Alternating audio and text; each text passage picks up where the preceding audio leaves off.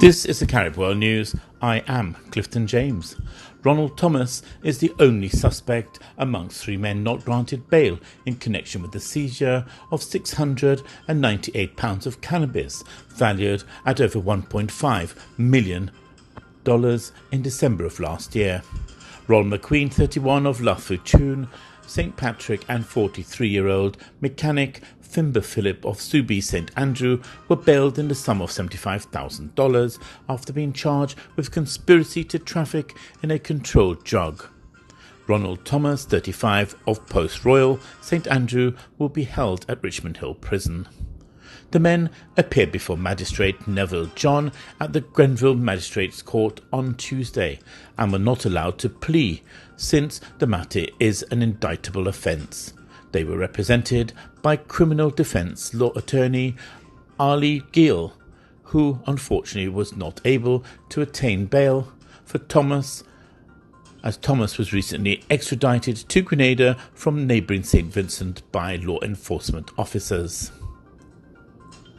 Trinidad and Tobago Minister of Health Terence Dela Singh has announced that 5 more countries have been added to the 14-day travel ban that the government has implemented for China. The countries added are South Korea, Italy, Japan, Iran and Singapore.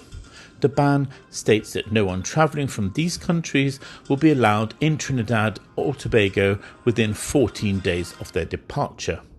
An official government-assisted trip, which includes these countries, will also be put on hold. Both the Minister of Health and Minister of National Security, Stuart Young, reiterated that this country is not likely to suffer from any sort of coronavirus outbreak, but they aren't taking any chances.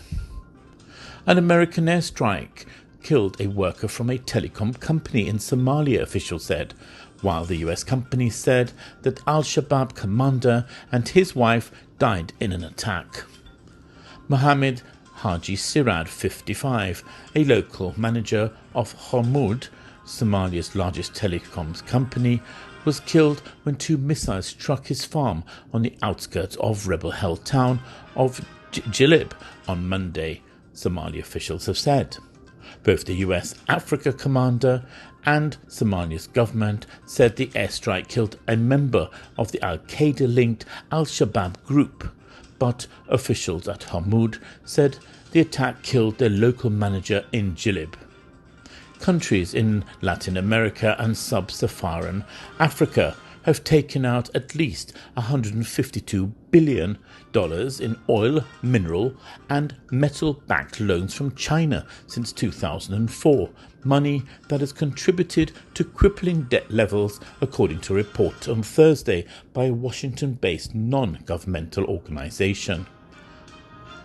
The Natural Resource Governance Institute calculated that, including loans from other countries such as Russia and global commodity traders, the total amounted to $164 billion. 2 Chinese state banks, China Development Bank and Exim Bank alone, accounted for 77% of all the loans, the NGRG said in its report. Some analysts have raised alarm bells in recent years over debt in emerging markets, which has more than doubled to $72 trillion over the past decade, while the International Monetary Fund, IMF, says the number of countries in or at risk of debt distress has risen steadily. Microsoft Incorporated said on Wednesday it does not expect to meet its quarterly revenue forecast for its Windows and personal computing business, joining Apple Incorporated in warning of financial effects of the coronavirus outbreak. Hotel operator Marriott International also warned of a roughly $25 million hit to its monthly fee revenue target as the virus impedes tourism, with United States carrier alone Delta Airlines cutting flights to South Korea and JetBlue Airways dropping cancellation fees.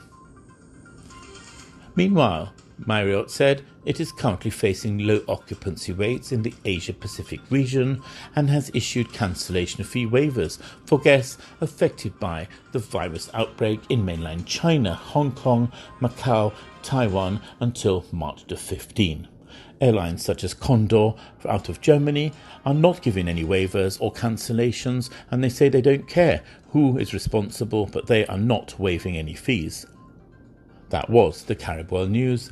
I am Clifton James. For flights, contact Carib Jet 439 4444 or caribjet.com.